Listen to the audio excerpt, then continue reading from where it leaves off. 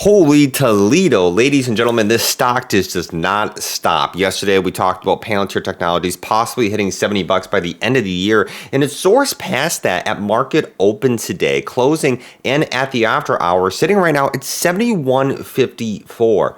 We're going to be talking about a major announcement that the government came out with a very bullish statement regarding Palantir's operations and their cooperations with the government and why this can be incredibly bullish going into the next year. A lot of people asking, how high is this rally going to go for Palantir? And I think the answer is we just don't know, but it is continuing to ride up. We're going to be talking about what does this mean for the risk for downside potential? Who's buying at these prices because the price is still going up? And what could we possibly see until the end of the year? If you're a new or returning viewer, help me hit that road to 19,000 subscribers. Hit that like button and subscribe for daily videos. And of course, not a financial advisor. I'm collecting all the data and dispatching it to you. Now, pop it up right here. Palantir closes at market close $70.96 right now at after hours, sitting above $71. Market cap at $161 billion, ladies and gentlemen. You can see absolutely soaring here. Options activities going off the roof here in terms of calls and on puts too. But looking at the news, what happened today? Now, Palantir stock sees surge on the Fed ramp high authorization. They experienced about this 5% increase following the announcement that it actually received the Fed ramp high authorization for its Palantir Federal Cloud Service and the Palantir Federal Cloud Service supporting services. Now, what does this authorization mean in terms of FedRAMP? What is that? This is an authorization that allows the company to offer its entire range of products and its programs to the U.S. government at the FedRAMP high baseline, which is basically all in all designed for the most sensitive unclassified workloads. Now, looking at FedRAMP right here, which is also known as the Federal Risk and Authorization Management Program, this is a critical standard for cloud services being used by the federal government, just in terms of security and having some type of a ranking system to ensure a really consistent approach for risk assessment and security across the board. Now, Palantir has had a lot of cooperation with the government, but this latest achievement, I would say a major milestone, this is some big news, builds upon the existing authorizations that it already has, which includes moderate and Department of Defense impact level 5 and 6. So for it being a trusted provider in terms of cloud services with the government, now having the very high baseline for sensitive unclassified workloads. You have the CTO and the president basically expressing pride in actually reaching this milestone for the company's full suite of products.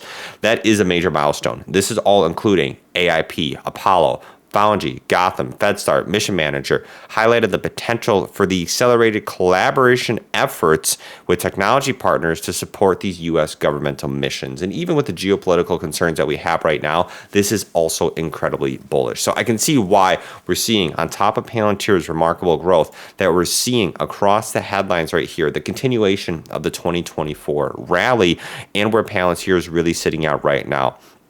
Technically, what we're seeing in terms of valuation, you can throw that all out the gutter right now. Nobody cares. This shows you, and what I've seen across the board, is that stocks can trade at really any price that investors are willing to pay for it. And that is where Palantir is sitting at right now. Palantir, ladies and gentlemen, in terms of market capitalization, is the largest defense contractor. It has a larger market cap than Raytheon Marketing, and Palantir is the largest public company based on market cap and gets the majority of its revenue from the actual military with an expansive commercial also side of things. So Palantir doing incredibly well today, and we're going to see more questions about its valuations. When is that pullback going to happen? You can see here, Seeking Alpha talking about the long way down. A lot of people are going to be talking about its extreme overvaluation, trading at 57x forward sales. But for people that have gotten in early, sitting on the sidelines, congratulations to all their holders, because everybody's up on Palantir right now. Comparisons, they're going to make comparisons to all these other stocks. Palantir is going to be traded at a much higher premium compared to its competitors. We see this. So when does reality hit? When do we see a correction for Palantir? I don't know. I think that is definitely on the table. But right now with the momentum that we're seeing in the market is showing no signs of it. anytime soon. That's what I'm seeing on myself. Now, what we see, S&P 500 is actually ticking higher for another record close. The broader market is doing very well. The broader market just inches up slightly higher, up about another 0.5%. You can see here, S&P is up 0.05%, NASDAQ up 0.4%. So ending at 6,049. U.S. equities are starting to kind of be a little uncertain and trade sideways in front of the Friday's job report that will be happening. And why this is crucial is because this is going to give a lot of insight into what the Fed is going to do following the December 17th and 18th market committee meeting. And this is going to have a balance and also a probability indicator of what's going to be happening with interest rates. Are we going to see another reduction in the market? And interest rates and earnings are supportive of a risk-on bias, talking about right here that stocks have really been blistering since we've seen the election results. And historically, a lot of people are anticipating a December green month. And the reason being is because when the market is up 10% or more with a newly elected president, it has actually never gone down in the month of December. Talking about here, be cautioned, of course, that's not always 100% guarantee that it's going to happen, but historically, it has not happened in the past. So a lot of demand for stocks, a lot of money sitting on the sidelines, depending on what's going to be happening with the jobs report. That's going to be a little bit of an indicator, I think, in terms of volatility coming ahead. Right now, the Fed's funds futures are currently pricing in roughly about a 72% probability that the central bank will actually lower interest rates yet again. So we'll be keeping you guys up to date on what the Fed's expecting in terms of probability, what investors are expecting, and where this could be going in the future. Are we going to hit 75 basis points in total for a cut in terms of 100 basis points, 1%, because we got the 50 and the 25. Are we going to hit another 25% by the end of the year? Another big thing that's happening, NVIDIA here facing new risk. We're seeing some political tensions happening in South Korea, talking about this martial law fiasco. In terms of NVIDIA trading and what we've seen, it's not doing too bad, actually. Closed in the green here at $140, up about 1% in the day. And so not a lot of retaliation in terms of correction, in terms of price targets. What you're seeing and why this is causing some uncertainty and volatility with this martial law kind of fiasco that is occurring in the politics that's occurring in South Korea is because of supply chain metrics.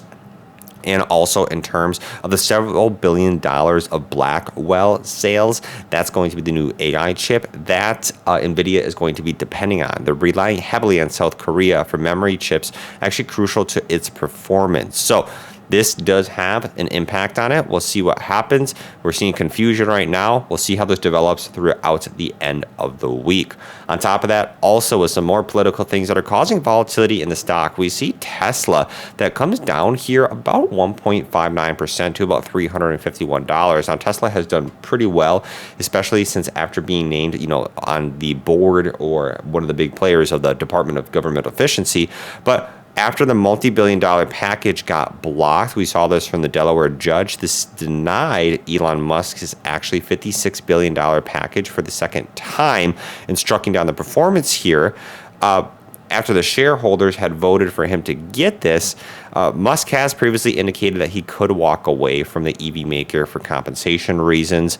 In a post on X, they say here, historically talking to Yahoo Finance, saying that said that if he does not secure a 25% voting control in the company, he would prefer to build products outside of Tesla. And then he had a 22% stake, but that has now fallen to 13% after he sold the shares to buy Twitter, aka now called X. So more tension here in terms of what's happening just on a political basis. However, Tesla's been doing well. A lot of momentum that has been behind it within just the last month. So across the board, other stocks that we've been looking at, SoFi kind of consolidating on the day. A lot of people want SoFi to push up past 16. A lot of investors sitting on the table wanting the stock to go higher. SoFi's done pretty well in the last few months, has risen from 10 to 11 bucks, now at 15.80. We see a lot of basically people across Twitter that I've seen on X talking about Grab right now, not making a lot of moves. This is basically the rideshare service of Southeast Asia. So some of the stocks that we've been keeping you guys up to date with.